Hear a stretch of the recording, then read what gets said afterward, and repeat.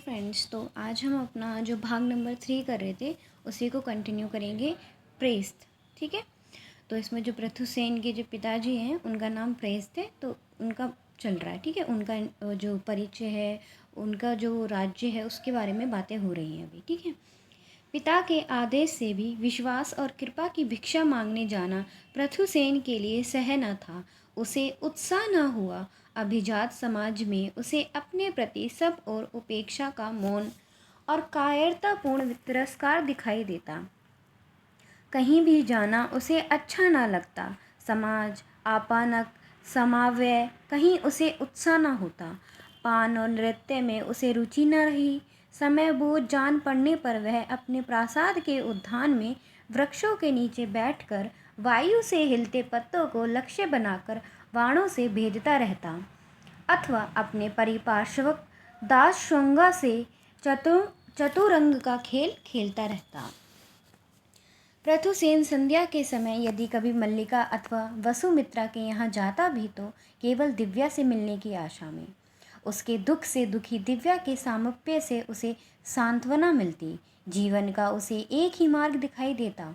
संसार में उसे मनुष्य जानकर जिसने अपनाया, अनेक बाधाओं की भी उपेक्षा कर अपना हृदय अर्पित किया, वही दिव्या उसका एकमात्र अवलंब थी, अपनी थी। उसी दिव्या को लेकर वह किसी अज्ञात दिशा और देश में जाकर अपने लिए नया स्थान, नया समाज, नया संसार बसा लेना चाहता था। वो ऐसे देश में जहाँ वह अपने जन्म के लिए दंडित ना हो, जहाँ वह अज्ञात कर्मों के फल से विवश ना हो, उसे कर्म करने का स्वतंत्र अवसर हो, जहाँ उसका पुरुषार्थ और प्रतिभा अकुलीन पिता की संतान होने के कारण व्यर्थ ना हो। सागल में समाचार पहुंचा कि मन की सीमा की सेना केंद्र से पराजित हो गई थी। नगर में युद्ध का त्रास फैल गया। किसी भी स्थान और समय पर कहने वाले एक मुख और सुनने वाले दो कानों का संयोग हो जाने से युद्ध का प्रसंग आरंभ हो जाता। देवी मल्लिका ने संग्राम यज्ञ में धन की बलि देकर उसकी चतुष्साल में भी संगीत और नृत्य के मध्य में सैनिक कार्य और शासन से संबंध रखने वाले राजपुरुषों में युद्ध का प्रसंग आरंभ हो जाता। वक्ता और श्रोता हाथ में चषक लिए ललित कला का लास्य भूलकर युद्ध की विभीषिका के विवेचन में आत्मविस्मृत हो जाते। जीवन के आनंद से जीवन की रक्षा की चिंता अधिक प्रबल हो जाती। सुरा का प्रभाव बढ़ने पर विवेचना प्राय प्रलाप का रूप ले लेती। पृथुसेन सुनता और प्रलाप करने वाले की मूर्खता और कायरता से उद्विग्न हो मौन रह जाता। इंद्रदीप पर्याप्त सुरा पीकर वक्ष स्थल भुलाकर कह रहा था, युद्ध द्विजों के भुजाबल से जीता जाता है। उसके लिए हृदय में तेज और सामर्थ्य की आवश्यकता है। जैसे सेनापति पुष्यमित्र, हमारे वृद्ध सेनापति, विचारों की विश्रृंखलता से जिनका सिर हिलता रहता है, क्या युद्ध करेंगे? इन साधारण जयों पराजयों से क्या होता है? इन धमनियों में पौरव वंश का रक्त है, जिनके शौर्य के भय से यवनराज मिलिंद विजयी होकर भी राज्य न कर सके, प्रव्रज्या ग्रहण कर भिक्षा पात्र की शरण ली। अभी जिस दिन महाबलाधिकृत इंद्रदीप सैन्य संचालन करेंगे, उस दिन देखना केंद्र की क्या अवस्था होगी। वह अट्टहास कर उठा। मद का आधार लिए सम्मुख खड़ी दासी की बाहु पकड़कर इंद्रदीप ने उसे अपने अंक में खींच लिया और बोला, उस दिन केंद्रस की पत्नियां सामंत इंद्रदीप के अंकों में इसी प्रकार शोभित होंगी। हा हा हा। दासी का मग्गा इंद्रदीप के उन्मुक्त व्यवहार से भयभीत हो उठा। मल्लिका ने उंगली होठों पर रख इंद्रदीप का संकेत किया, न आर्य, दासी को त्रस्त न करें। इंद्रदीप के समीप बैठा सामंत श्रीमुख शर्मा का पुत्र केदार शर्मा मल्लिका की वर्जना से खिन्न होकर बोला, इसी परावस्था के लिए हम केंद्रस के खड्ग के आघात अपने शरीर पर सहेंगे। दोनों हाथ फैलाकर समर्थन के विश्वास में उसने सब लोगों की ओर देखा। हाँ कहो, एक दासी के सम्मुख भी सामंत कुमार विवश है। वह दासी से भी स्वच्छंद व्यवहार नहीं कर सकता। हमें दासी की स्वीकृति का भी दास होना पड़े। धृष्टजन सागल के पथों और वीथियों पर द्विज वर्ग से स्पर्धा और अवज्ञा करें। तंतुवाय और कंबकर हमारे समान आसनों पर बैठें। मद्रगण के ऐसे शासन में हमारा क्या है? उसके लिए हम अपना रक्त बहाएंगे? क्यों श्रेष्ठी उदय भानु? केदार शर्मा ने उपाधान का आश्रय लिए शिथिल उदय भानु को समर्थन के लिए ललकारा। अलस उपेक्षा से उदय भानु ने उत्तर दिया, मेरे लिए सब समान हैं। जिस प्रकार मद्रगण राजस्व के रूप में मेरे व्यापार का श्रेष्ठांश ले लेता है, उसी प्रकार केंद्रस मेरा शोषण करेगा। गण ने मुझसे 100 स्वर्ण मुद्रा संग्राम यज्ञवली में लिया है। क्या गण मेरी रक्षा 100 गुना अधिक करेगा? क्या मेरा शरीर दूसरे नागरिकों से 100 गुना अधिक बड़ा है? अपने स्थूल उदर पर हाथ फेरते हुए उदय भानु ने पूछा, भाई मैं किसी को कुपित क्यों करूं? मेरे लिए सब समान हैं। मैं तो दीन वैश्य हूँ। राज्य सिंहासन का अधिकारी जो हो युद्ध करे, वैश्य तो दीन सेवक है। इंद्रदीप ने मल्लिका को संबोधन किया, देवी तुम जानती हो, तुम्हारी कला की क्षमता की शपथ, देवी सरस्वती की शपथ, मुंडियों ने मद्र को भीतर से खाकर उसी प्रकार खोखला कर दिया है जैसे दीमक काष्ठ स्तूप को खा लेता है। राज्य का तृतीयांश निष्क्रिय मुंडियों से भरे विहारों की सेवा में व्यय हो जाने से शेष क्या रहेगा? मद्र केंद्रस का प्रतिरोध शस्त्रधारी सैनिकों से नहीं, चीवर और भिक्षा पात्रधारी भिक्षुओं से करेगा। तथागत के मृग शावक मद्र की रक्षा करेंगे।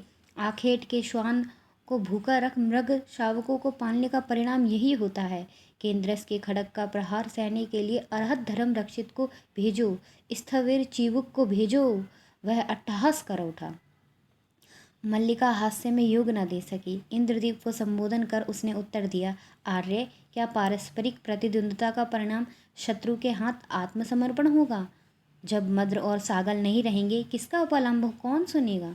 पृथुसेन के लिए अधिक सहना संभव न रहा। दिव्या को चतुष्साल से उठने आने का संकेत कर वह कुंज निर्भीत ताल की ओर चला गया। कुछ ही क्षण में दिव्या संकेत का अनुवर्तन कर उसके पीछे चली गई। दिव्या का हाथ अपने हाथ में लेकर पृथुसेन ने शोभ से कहा, प्रिय, देख लिया तुमने, यह है युद्ध के लिए आयोजन। दुर्दांत केंद्रस मर्द की ग्रीवा पर अपना निर्मम पाद त्राण रखे और मद्र के नायकों में यह षड्यंत्र चल रहा है। दिव्या ने अधीर होकर उत्तरे से नेत्र ढक लिए। उसकी पीठ बाहु में लेकर पृथुसेन बोला, इन लोगों की दृष्टि में यह आक्रमण केवल मुंडी धर्म के पाप का फल है। आचार्य प्रवर्धन संग्राम यज्ञ की ओट में वर्णाश्रम धर्म की स्थापना का षड्यंत्र चला रहे हैं। कोई नहीं सोचता, पुष्यमित्र हो या केंद्रस, मद्र में वर्णाश्रम धर्म की स्थापना के लिए कोई अपना रक्त बहाने नहीं आएगा। उन्हें प्रयोजन है अपने साम्राज्य विस्तार से, मद्र की भूमि के धन द्रव्य से। इनका विचार है केंद्रस मद्र विजय कर इनके ब्राह्मणत्व के जन्मजात अधिकार से उन्हें पूज्य देव मानकर इनकी पूजा करेगा। पराजित होने वाले कभी पूज्य नहीं होते। केंद्रस स्वयं अपने आप को देवता समझता है। उसकी अपनी तुष्टि के लिए ही यह यज्ञ है। संपूर्ण सागल यज्ञ कुंड होगा। उसमें इन भूदेवों और सामंतों के शरीर और उनकी संपत्ति यज्ञ की बलि बनेंगे। बचेंगे केवल वे लोग जो अपना मनुष्यत्व खोकर केंद्रस के पाद त्राण की ठोकर को सम्मान समझेंगे। क्या वह बचना है?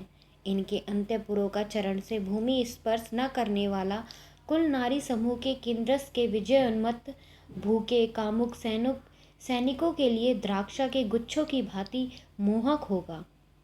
अभिजात और कुलीन होने का अभिमान करने वाले लोग दासों की भांति श्रृंखलाबद्ध फिरेंगे। विजय की लूट में सागल की कुल नारियां और द्विज कुमारियां भय से चीत्कार करती समिट जाएंगी। सर्वनाश की उस अग्नि में हमारे जीवन की सब आशा समाप्त हो जाएगी। अपने विचारों की विविष्का में आत्मविस्मृत पृथुसेन की दृष्टि जलकुंड में दोलायमान तारों की प्रतिबिंब की ओर लगी हुई थी। दिव्या का हाथ उसके हाथों से छूटकर कटिबंध में लगी कटार उसके हाथ में जा पहुंची। अपने मुख पर लगी दिव्या की दृष्टि का ध्यान उसे ना रहा। आत्मगत वह कहने लगा, मैं जब कल्पना करता हूँ हमारे प्रज्वलित प्रासादों की ज्वालाओं के प्रकाश में विजय और मद से मतदार्व सैनिक तुम्हारे शरीर पर हाथ डालेंगे और मैं श्रृंखला में बंधा खड़ा होऊंगा, उससे पूर्व या तो मैं शत्रु के खंग से जीवन मुक्त हो जाऊंगा या स्वयं अपनी कटार से, परंतु अपनी मृत्यु के पश्चात भी तुम्हारे लिए उस दारुण विभीषिका की कल्पना असह्य है। दिव्या के सिसकने के शब्द से विचार तंद्रा से जागकर पृथुसेन ने उसे कटी से अपने बाहुपास में समेटकर आलिंगन में हृदय पर ले लिया। दिव्या के मस्तक, कपोल और मुख के अनेक चुम्बन लेकर अपने मुख के सम्मुख उसका मुख हाथों में थामकर पृथुसेन ने सांत्वना दी। दिव्य, भय और त्रास से क्या लाभ? जीवन के 2 क्षण पूर्णता से जीकर साहस से जीवन समाप्त कर दे। दिव्या को सांत्वना देने के प्रयत्न में वह स्वयं दिव्या के शरीर की सजीवता में आश्रय ढूंढने लगा। शिथिल दिव्या के मेरुदंड और कटी को उसने अपने दृढ़ आलिंगन में और अधिक समेट लिया। दिव्या के कंचुक में बंधे उरोज उसके हृदय की धड़कन को आश्रय देने लगे। उसकी ठोड़ी दिव्या के केशों पर आश्रय पाई थी। पृथुसेन का मस्तिष्क दिव्या के केशों की गंध की मधुर मूर्छा में विस्मृत हो रहा था। युद्ध की भीषण रुद्र कल्पना का अग्नि व्यवहार तेलहीन दीपशिखा की भांति क्षीण होकर दूर सुदूर हटता जा रहा था। परम कमनीय तुष्टि के लिए व्यग्र पृथुसेन के प्राण ओंठों पर आकर दिव्या के प्राणों के लिए विकल हो उठे। दिव्या के ओंठों को पाकर वे उनसे पृथक होना ना चाहते थे। उसके अवश हाथ दिव्या के अरोजों के नीचे स्पंदित प्राणों की खोज में उसके कंचुक पर चंचल हो उठे। दिव्या सिहर कर सिमट गई। आत्मसमर्पण की तुष्टि और आत्मरक्षा की प्रवृत्ति की दुविधा में उसके हाथों ने पृथुसेन के हाथों को थाम लिया। पृथुसेन ने दीर्घ निश्वास से संयत होकर अपने होंठ दांत से दबा लिए। क्षण भर के लिए उसकी दृष्टि से लुप्त युद्ध की विभीषिका फिर उसके सामने आ गई। शिथिल हाथ दिव्या के कंधे और कटी पर रख और दृष्टि जल कुंड में दोलायमान तारों के प्रतिबिंब पर लगाए उत्तेजना की व्यर्थता से मुख में भर गई कटुता को निगलकर वह फिर बोला, दिव्या, मैं मृत्यु से भय नहीं मानता हूँ। मृत्यु क्या है? अस्तित्व का अंत। जिसका अस्तित्व नहीं, जिसे अनुभूति नहीं, वह भय अनुभव भी नहीं कर सकता। भय है जीवित रहकर पीड़ा और प्राभव सहने में। भय है जीवन भर की पीड़ा और प्राभव में। तुम्हें अंक में लेकर समाप्त हो जाने से कौन इच्छा अपूर्ण रह जाएगी? फिर उसमें भय क्या? वह सुखद अस्तित्व का सुखद अंत है। परंतु मैं युद्ध में पराभूत होकर जीवन भर तिल तिल मरने के कल्पना सहन नहीं कर सकता। जीवन की सार्थकता अधिकार और सामर्थ्य में ही है। इन लोगों के लिए युद्ध षड्यंत्र की अभिसंधि पूर्ण करने का अवसर मात्र है। वे परस्पर एक दूसरे को शत्रु समझते हैं, परंतु जो वास्तव में सबका शत्रु है उससे भी मित्रता और सहायता की कल्पना कर रहे हैं। पुत्र शोक में संसार से विरक्त महासेनापति के सम्मुख महाराज मिलिंद का आदर्श है। वे पहरो अर्हत धर्म रक्षित से निर्वाण मार्ग के सुख की कल्पना सुनकर शांति पाते हैं। आचार्य संवाहक अपने पूर्वजों की भांति केंद्रस के मंत्री पद की आशा में मद्र को भस्मीभूत देखने के लिए तैयार हैं। नगर और गण की संपूर्ण प्रजा का जीवन इन लोगों के स्वार्थपूर्ण कुचक्रों पर निर्भर है और इनके लिए स्वार्थ लाखों जन के प्राणों से अधिक प्रिय है। पृथुसेन जलकुंड के ताराबिंबित स्तर की ओर दृष्टि लगाए रहा। पृथुसेन का हाथ अपने चिबुक पर रख दिव्या ने अनुरोध किया, प्रिय, तात के समीप जाओ। वे भी तुम्हारी भांति युद्ध के परिणाम की विभीषिका से चिंतित हैं। उन्होंने मिलिंद द्वारा मद्र का ध्वंस अपनी आंखों देखा था। उनकी प्रतिज्ञा है, उस नारकीय दृश्य को पुनः देखने के लिए उनका शरीर शेष न रहेगा। तात बहुत कुछ करने में समर्थ होंगे। महासेनापति उसकी अवज्ञा न कर सकेंगे, आचार्य भी न कर सकेंगे। अंधकार में दिव्या के नेत्रों में दृष्टि गड़ाकर पृथुसेन बोला, प्रिय, अब भी यदि अवसर मिले तो मैं बर्बर केंद्रस का अवरोध कर सकता हूँ। मुझे पूर्ण विश्वास है, परंतु अवसर न होने से क्या कर सकता हूँ। दिव्या ने पृथुसेन का हाथ अपने हाथों में लेकर पुनः आग्रह किया, प्रिय, तुम तात के समीप अवश्य जाओ। एक बार जाकर तो देखो। मैं स्वयं उनसे निवेदन करूँगी।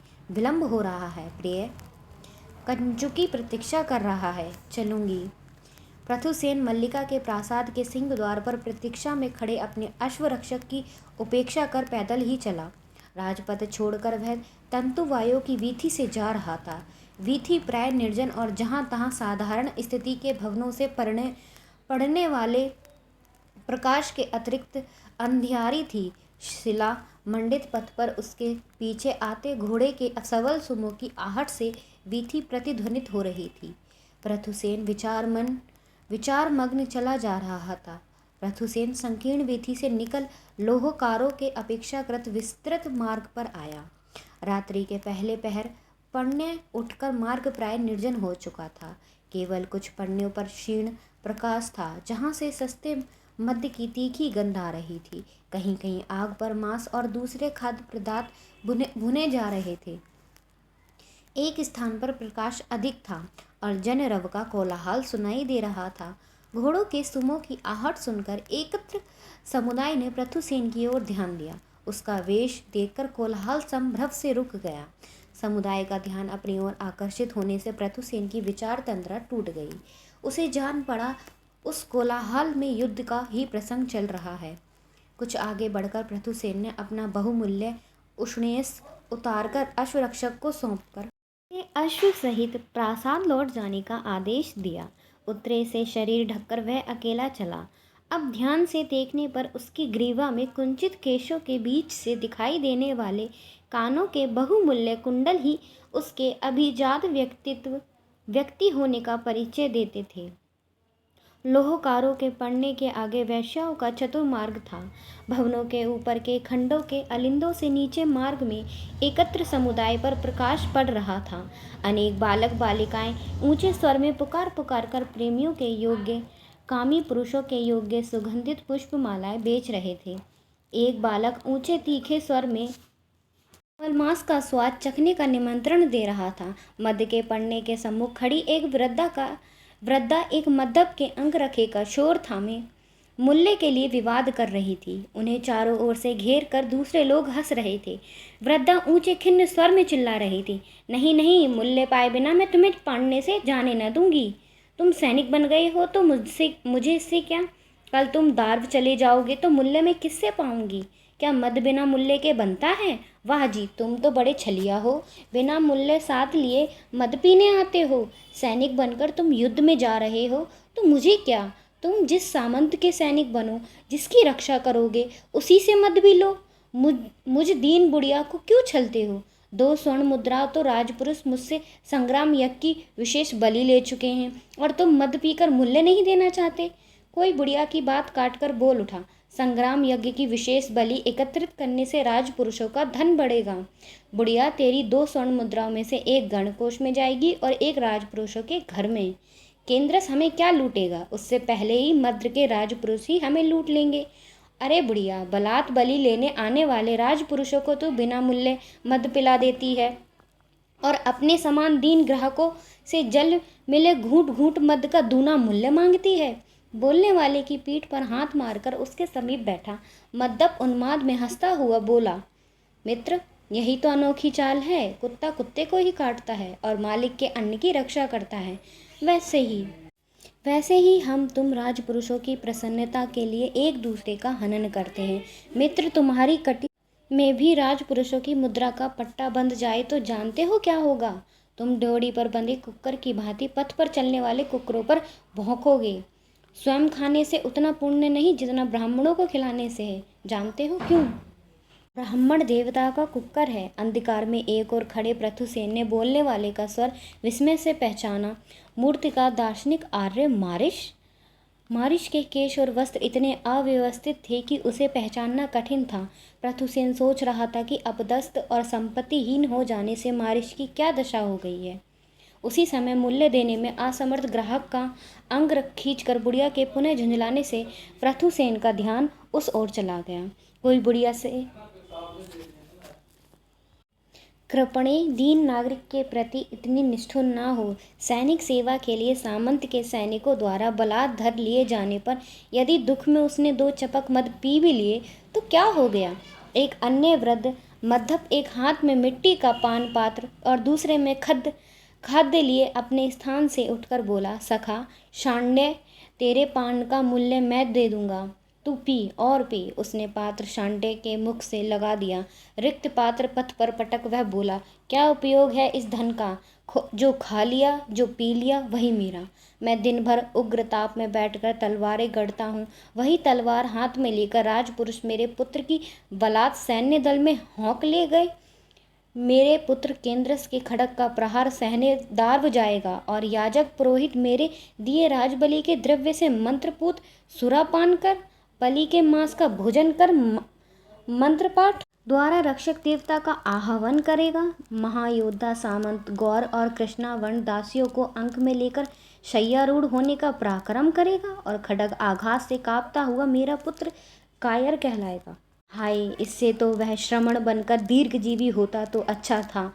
मद्दप दोनों हाथों से सिर थामकर भूमि पर बैठ गया। शांडिय बुढ़िया के हाथ से अपने अंग रखे का छोर छुड़ाकर वृद्ध के समीप बैठकर उसे सांत्वना देने लगा। तात, रोने से क्या होगा? देव बलि है, देव का बचाया बचता है, देव का मारा मरता है। मनुष्य के लिए क्या होता है? मैं स्वयं सामंत का भृत्य सैनिक हूँ। तुम्हारा पुत्र मेरी रक्षा में रहेगा। भृत्य सैनिक की शूरता जानते हो क्या है? मारतों के पीछे, भागतों के आगे, बस। सांडव की बात न सुनकर एक और मदप बोलने लगा, अरे कोई आर्य एक मुझे एक पात्र का मूल्य दे। मेरे बाबा महाराज पौरव के लिए तलवार गढ़ता था। मेरा पिता यवनराज मिलिंद के लिए तलवारें गढ़ता था। मैं मद्र के 200 राजाओं के लिए तलवारें गढ़ता हूँ। मेरे गढ़े खड्ग से साम्राज्य जीते जाते हैं। मेरे खड्ग से राज्य शासन होता है, परंतु मुझे पर्याप्त पान के लिए भी मूल्य नहीं मिलता। कोई सखा मुझे एक पान पात्र दे।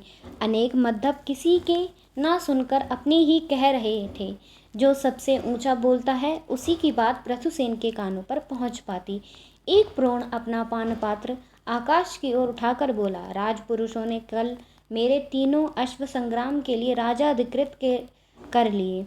अश्वराज श्रेष्ठी प्रेस्त कोष में प्रत्येक अश्व के लिए 5 स्वर्ण मुद्रा पाता है और मेरे तीनों अश्वों के लिए केवल 4 मुद्रा। गण को संग्राम के लिए मेरे अश्वों की आवश्यकता। सामंत स्वार्थ 4 कंबोजी अश्वों से जुते रथों पर मार्ग घेर कर चलते हैं। मेरे अश्वों की गण को आवश्यकता है, सामंत के अश्वों की नहीं। वह अट्टहास में हंस पड़ा। मद्यपान की भिक्षा चाहने वाले खड्गकार ने उसके कान के समीप मुख कर खूब ऊंचे स्वर में परामर्श दिया, मित्र, 4 स्वर्ण मुद्रा का मद पियो, मित्रों को पिलाओ, सुंदरी वैश्या अलोमा के साथ शयन करो और फिर काशाय चीवर धारण कर भिक्षा पात्र ग्रहण कर आशीर्वाद देकर उसके मूल्य में पेट भर अन्न ग्रहण करो। संसार माया है, तृष्णा है, क्या रखा है मित्र? आओ मित्र पिए। एक युवा मूल्य के लिए खिन्न वृद्धा को सांत्वना दे रहा था। कृपणे आर्य नागरिक को मद के लिए त्रसित न कर। आते दिन केंद्रस के दस्यु तेरे मद के घंटों को चूर्ण कर तेरा मद पीकर तुझ पर ही अत्याचार करेंगे। उसे बधित कर दूसरा बोला, तू कल का बालक क्या जानता है? केंद्रस से क्या भय? गण के 200 राजुल्लों से एक राजा का शासन कहीं भला। सागल में पुण्य धर्मराज मिलिंद के समय की शांति हो जाएगी। उससे भी ऊंचे स्वर के मार्ग पर लेटा हुआ एक युवक दुहाई दे उठा, मित्रों मुझे पिलाओ, मेरे जीवन की आज अंतिम रात्रि है। सामंत के राजपुरुष आज मुझे धरने आए थे। मेरी चतुरा पत्नी ने कहा, मेरा पति कार्यवश तंतुवाय के यहाँ गया, कल आना, कल मैं धरा जाऊंगा। मित्रों, मेरे जीवन की अंतिम रात्रि है, मुझे पिलाओ। उसके समीप बैठा व्यक्ति उसकी जांघ पर हाथ मारकर बोला, मूर्ख, भृत्य सैनिक बनकर प्राण देगा, पलायन कर जा। सैकड़ों बच गए। कंठों के गण में पलायन कर जा। वहाँ सामंत का राज नहीं, वहाँ सब मनुष्य समान और स्वतंत्र हैं।